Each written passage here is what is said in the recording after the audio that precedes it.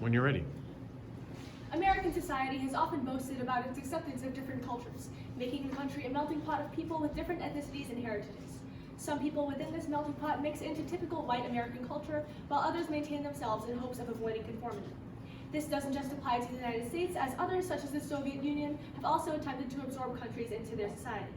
While there are many factors contributing to whether or not one decides to blend into the crowd or stay true to themselves, analyzing the social, cultural, and historical political lenses of race, age, and socioeconomic status can help to answer the question. Does a different cultural background increase or decrease an obligation to conform to the majority? The answer to this question is a complicated one. When one is immersed in the dominant culture, they might feel the need to conform in order to fit in and gain success in the new society. But the obligation is decreased for those who experience their culture and continue to prosper as they feel allowed to accept and celebrate their identities. The National Academy of Sciences analyzed cultural transmission, or the way individuals adopt the cultural traits of the majority. In an excerpt from The Namesake by Jubilahiri, the main character Gokul experiences horizontal transmission as he attempts to become like people in his own generation. On his 14th birthday, Gogol's father gives him a book written by his namesake, Nikolai Gogol, though it is stated that Gogol would have preferred an American teenager book like The Hitchhiker's Guide to the Galaxy or The Hobbit. His preference of American culture is an example of conformist bias, as Gogol would prefer to assimilate rather than find his roots. A study on cultural cognitive differences highlights East Asian interdependence, as the societies are very connected and they promote closer relationships.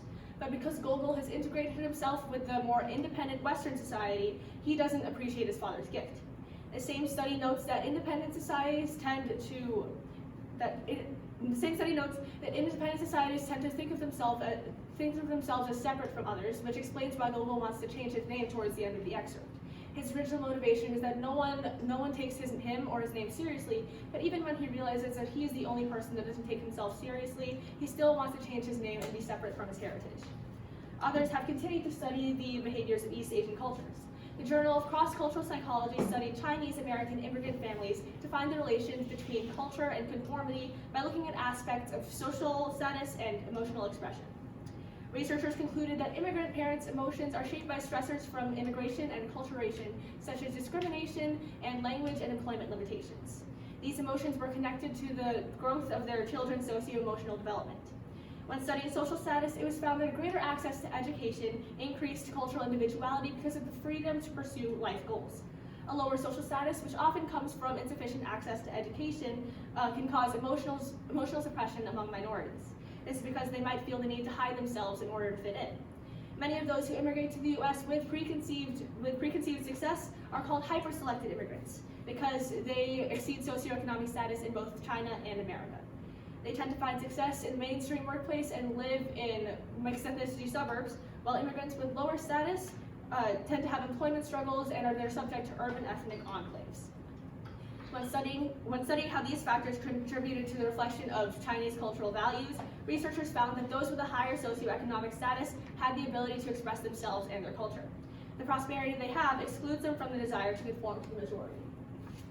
From the historical political lens, the people of Estonia have long celebrated their individuality. They are different from Gogol from the namesake in that Estonians fought to prevent assimilating to the majority. After Estonia gained independence from the Soviet Union in 1991, they received access to education and occupation. Soviet occupation suppressed Estonians' actual aspirations and abilities, and people were employed based on how loyal they were to the Communist Party. After they got their independence back, Estonia had a struggling economy and low living standards, and they experienced a recession after joining the European Union in 1994. Integrating with the West increased their opportunity equality, and the country was eventually able to celebrate themselves. In the video, The Song of Freedom at the Estonian Song and Dance Festival, Estonians are shown singing and dancing to experience their culture. The first song festival was held in 1869 in the city of Tartu as they asked God to help them maintain their heritage. The festival became a historical tradition, and Estonians continually gather at the song celebration ground. When the festival first began, its 80,000 participants knew that they couldn't all get arrested or killed, so they felt for the first time that music could really make a huge difference. They often say that they sang themselves free because the tradition really helped them survive through the Soviet years. The embrace of their own culture prevented cultural transmission from occurring. They didn't allow themselves to be absorbed by the Soviets, and instead of conforming to the majority, they held firm in their own beliefs and practices. In this case, socioeconomic status didn't really impact their cultural affections. The effect was more based on their immersion to their culture and the pride they felt for their heritage. This rivals the individuality of Gogol from the namesake because both had contrasting ways of responding to society's pull. Because of our world's globalization, many cultures intermingle and often assimilate to one another, but not all people want to conform to the majority, as they would much rather preserve their heritage. Some don't have a choice and must adapt in order to make a living. Nonetheless, the different types of cultural transmission are constantly occurring, and the racial, age, and socioeconomic gaps between humans provide reasons for each one. While it may not be a concrete answer for all people, there are some who refuse to conform no matter their status, and others who conform even with preconceived success. The ratio between conformists and nonconformists is, to make a generalization, a question of privilege. Whether or not one decides to conform to the majority depends on the success they're able to gain while maintaining their heritage.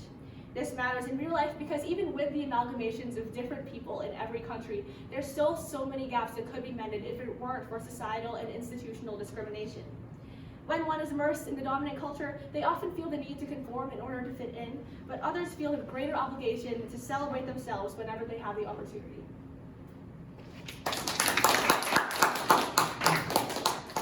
Couple of questions. How did some preliminary information you gathered inform your research? So I first had to read the full plot of the namesake and read about the history of Estonia and the Soviet Union to fully understand the surveillance materials that I was using. And this informed my research because it helped me figure out how and why the Estonians made the decisions that they did when it came to conformity. Okay. How is your conclusion in conversation with the body of literature or other research sources that you examined? My source from the Journal of Cross-Cultural Psychology stated that Chinese American immigrants who had preconceived success and high status felt less of an obligation to hide their culture, which aligns with my conclusion because I also said that whether or not one conforms with the majority generally aligns with their socioeconomic status. Okay, thank you.